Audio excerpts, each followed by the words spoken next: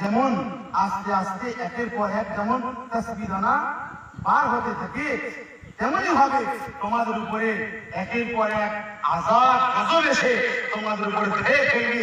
কিন্তু তোমরা সেই জামানায় যদি আল্লাহর কিতাব এবং মুহাম্মদুর রাসূলুল্লাহ সাল্লাল্লাহু আলাইহি ওয়াসাল্লামের সুন্নাহকে যদি তোমরা দাঁত দিয়ে কামড়ে বুক দিয়ে যদি ধারণ করতে পারো, কোন পৃথিবীর মহাশক্তি তোমাদেরকে ধ্বংস করতে পারবে না।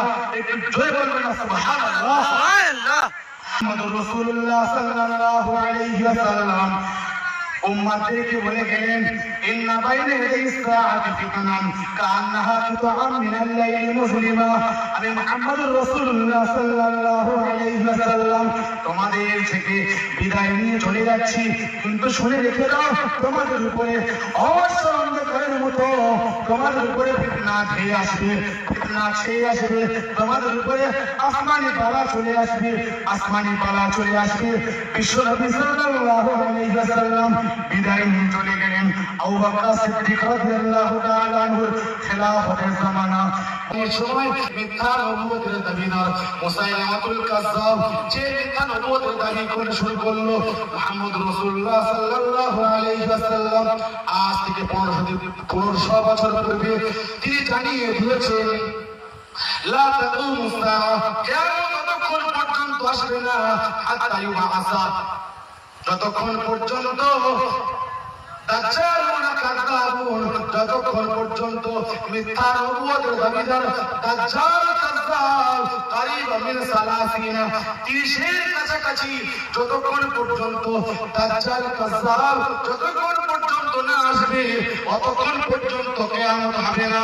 তারা বলবে কুল্লু ইয়াজামু আন্নাহু নবিয়ুল্লাহ, কোন কোন riwayat এসেছে তারা বলবে কুল্লু ইয়াজামু আন্নাহু রাসূলুল্লাহ।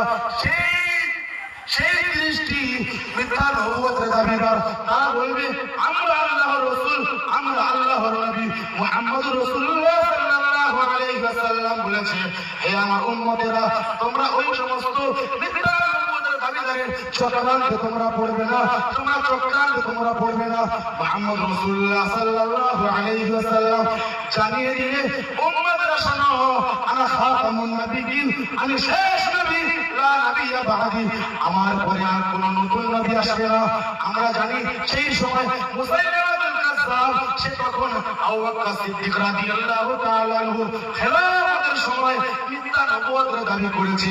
বর্তমান সময় কাদিয়ানী ফিতনা আমরা সবাই শুনেছি। কাদিয়ানী পাঞ্জাবের গুরুদাসপুরে নাম মিথ্যা দাজ্জাল কাযযাব, তার নাম মির্জা গোলাম আহমদ কাদিয়ানী। মির্জা গোলাম আহমদ কাদিয়ানী নাম আমরা সবাই শুনেছি। সে মিথ্যা নবুয়তের দাবি করেছে। সে বলেছে আমি শেষ নবী, আমার পরে আর কোনো নবী আসবে না। সেই মিথ্যা নবুয়তের দাবিদার মির্জা গোলাম আহমদ কাদিয়ানী এই দাবি করেছে। তার একটি কিতাব আছে হাকিকাতুন নবুওয়া, অন্য একটি কিতাব আছে হাকিকাতুল ওয়াহি। সেই কিতাবের মধ্যে লিখেছে, আমি মির্জা গোলাম আহমদ কাদিয়ানী, আমার উপরে নবুয়তের মোহর লেগে গিয়েছে এবং আমি শেষ নবী। আমার উপরে অনেক ওহী এসেছে, কোন সময় উর্দুতে, কোন সময় আরবিতে, কোন সময় ফারসিতে আমার উপরে ওহী এসেছে। একটু জোরে বলবেন না নাউযুবিল্লাহ। মুহাম্মদ রাসূলুল্লাহ সাল্লাল্লাহু আলাইহি ওয়াসাল্লামের নবুয়ত সম্পর্কে, মুহাম্মদুর রাসূলুল্লাহ শেষ নবী, এই সম্পর্কে আল্লাহ পাক সূরা আহজাবের মধ্যে বলেছেন, মা কানা মুহাম্মাদুন আবা আহাদিন মিন রিজালিকুম ওয়ালাকিন রাসূলুল্লাহি ওয়া খাতামান নাবিয়্যিন।